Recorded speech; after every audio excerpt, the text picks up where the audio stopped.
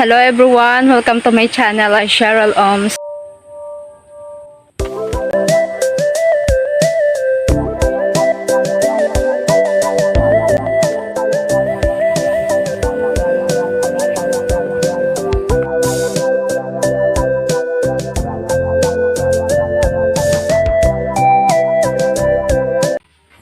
Someone said, when life without a social media becomes your reality, it's just so easy to focus on living. Kapag nagbibigay tayo ng oras at panahon sa ating ginagawa, maganda ang resulta nito at kinakalabasan. At natututo tayo dito sa ating mga ginagawa at nagbibigay ito sa atin ng kakaibang experience. Katulad ng pagluluto, ito ay ni-enjoy natin. Yung lasa, yung sarap, at nagiging habit ito natin. At ito ay nagiging special recipe natin sa buhay. At madalas, marami pa tayong gustong matutunan sa buhay, hands-on, at mag-explore pa para mas marami tayong matutunan. Pagluluto sa nakapaligid sa atin at pwede nating matutunan ito sa buhay, sa araw-araw na buhay, at pwede na kapag may mga natututunan tayo or may na-achieve, mas nakakagaan sa pakiramdam, no, na kahit na simpleng recipe lang, kapag may natutunan tayo at nagkaroon ng magandang resulta, hands-on nating natutunan at natutunan natin sa sarili nating sikap, sa sarili natin pag-aaral at experience, nagiging achievement natin to sa buhay at pwede natin to i-share sa iba at para may matutunan din sila sa sarili nating experience. Kapag nagkakaroon tayo ng oras na libre o may free time tayo, nilalaan natin to sa pahinga or maging productive, maging useful. Walang masyadong nakaka-pressure kasi may time ka mag-focus sa goal mo, sa relative, sa nature, and nilalaan natin to sa church. Sabi nila, ang mga totoong masaya daw na namumuhay, yung mga simpleng tao lang. Kasi na-appreciate namin yung mga bagay na meron kami. At kung gusto man namin na magtagumpay sa buhay, ayun para i-improve yung mga kakayahan namin. Subalit nagkakaroon man ng mga sagabal sa buhay, kagaya ng a lack of opportunities, ba't namumuhay pa rin kami nang naaayon sa status ng buhay namin at nagagawa pa rin namin na maging masaya kahit ano man ang pinagdadaanan sa buhay. Simpleng buhay pero masaya. Masasabi ko na quality living pa rin kahit ano man ang meron ka. Siguro mas appreciate yung mga bagay na meron ka. At kung magiging successful ka man sa buhay, yung hindi ka nang lamang, hindi ka nang daya, no, para umangat sa buhay, kundi parang dahil sa nagsikap ka, nagsipag ka, dahil sa nagpursige ka sa buhay. Marami mga paraan para mamuhay ka ng naayon din sa lang makapunta ulit kagustuhan ng mahal na Panginoon. Mamuhay ka ng gusto niya, yung maging simple ka, or maging useful, helpful sa iba, at pangalagaan ng kalikasan.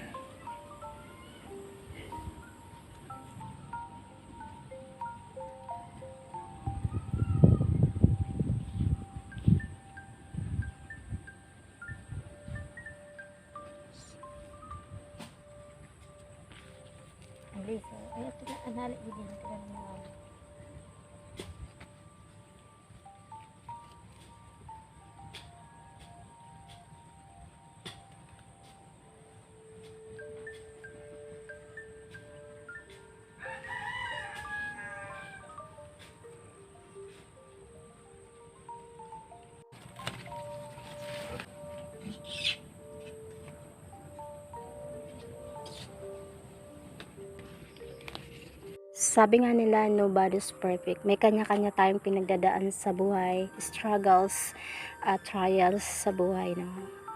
Siguro lahat nakaka-experience ng stress, depression, family problems, financial problems. Pero masasabi ko na nature helps to relax.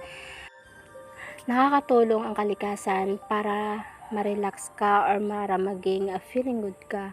Kasi kapag kagaya nito, yung napapalibutan ka ng kulay green, pakiramdam ko, nasa paraiso ako at nasa kaharian ako ng mahal na Panginoon. Nasa mundo ako ng kaharian ng Diyos. Ganito ang mga nilikha niya noon. Ganito yung tanawin o kapaligiran na gusto niya. Kaya naman ito kapag napapaligiran ako ng mga gandang tanawin, created by God, most nature, pakiramdam ko nasa mundo ako ng paraiso. Nasa paraiso ako at nasa mundo ako ng kaharian ng mahal na Panginoong Hesus.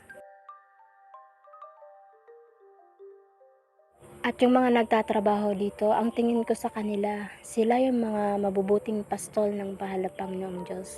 Sila yung mga manggagawang biniyayaan ng Diyos ng lupain, no? Pinagkatiwala sa kanila yung mga lupain dito. At sila yung mapalad na nagsasaka dito, yung mga taong nagsasaka dito. Sila yung pinagkaloob ng Diyos or tinadhana para magtrabaho.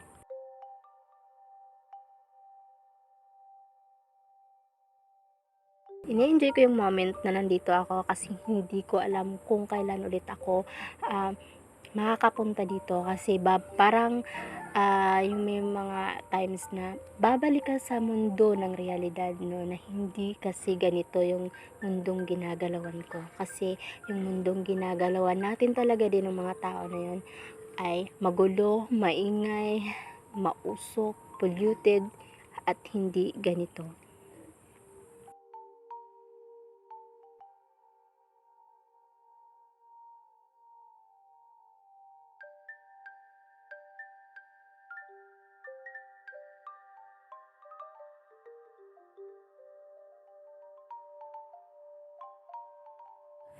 Isa sa mga bagay na gustong-gustong magkaroon ng isang tao, yung having a peace of mind.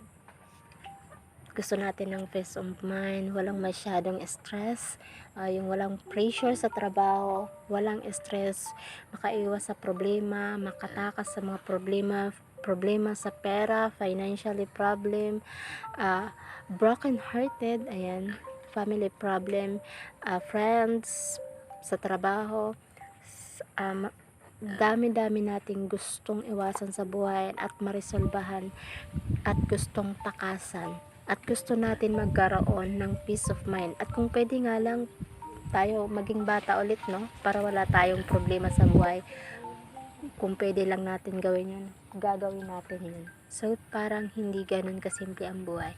Kaya naman sa mga ganitong lugar, so nagkakaroon tayo ng having a peace of mind.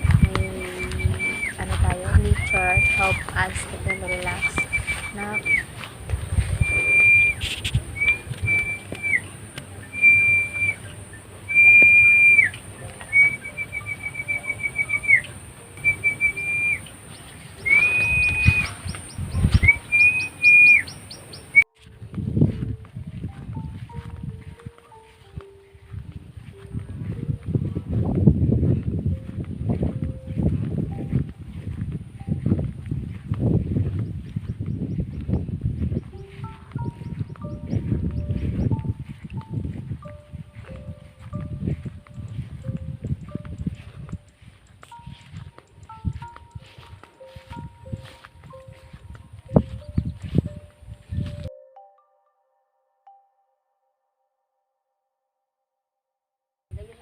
yo ha, para sin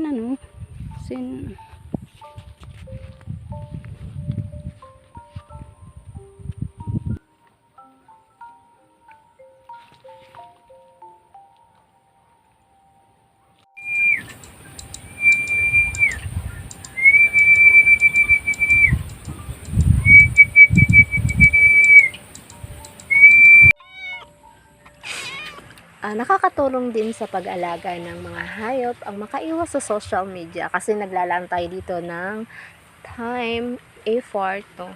And money na din. Kasi 'di ba kapag nasa social media ka or you having an internet connection, nag-spend ka ng time, ng pera. Kapag nag-aalaga ka ng mga hayop, nag-spend ka rin ng money, ng time, pero worth it naman kasi may balik. Pero depende rin naman kasi yan. Kasi hands-on ka and nagiging happiness mo na rin ang pag-aalaga ng mga hayop katulad ng baboy, manok, isda, pusa, aso, ayan. Nakakatulong din to sa atin, no, para tayo ay malibang. Nalilibang tayo at nagkakaroon din tayo ng kasayahan, no, nagbibigay sila ng kasayahan sa atin. Lalo na kapag nakikita natin silang, naaalagaan natin sila ng maayos, malusog, napapakain natin sila, masaya din sa pakiramdam ng ganit, nang nakikita mo silang at naaalagaan mo ang mga alaga mong hayop. At nakakatulong din to sa atin, sa ating hanap buhay, sa pang-araw-araw. No? Sabi nga nila, 'di ba, kapag inalagaan mo, aalagaan ka rin. It takes time, no? It takes time yung ambalik ng blessings. Para sa akin, nag-spend ako ng time, kapag free time ko, nag-spend ako ng time sa mga alaga kong hayop, sa mga pananim, kaysa doon sa mag-spend ako ng time doon sa online, sa social media, na hindi naman siya worth it, or hindi naman siya nakakatulong sa akin sa hanap buhay. Of course, sa hanap buhay, kasi kailangan natin yan sa pang-araw-araw. Hindi rin siya, lalo na kapag hindi sila nakakatulong. Yung social media, depende yon sa paggamit, no? Pero, mas mainam kapag nagagamit tayo ng social media, yung mga, lang din, importante, yung makakatulong sa pang-araw-araw natin na buhay, na hindi siya nakakasagabal. Kasi nga mas nilalaan ko rin yung oras ko sa sa useful na ayun, sa pakipakinabang lang and productive na healthy lifestyle. Mas pinipili ko yung healthy lifestyle kasi kaysa doon sa usap ako sa social media, no? Makipag-banding ako sa social media or kahit in person, ang tinatawag nilang marites, kaysa makipag-usap ako na hindi naman siya worth it at hindi sila nakakatulong sa pang-araw-araw ko na buhay, no?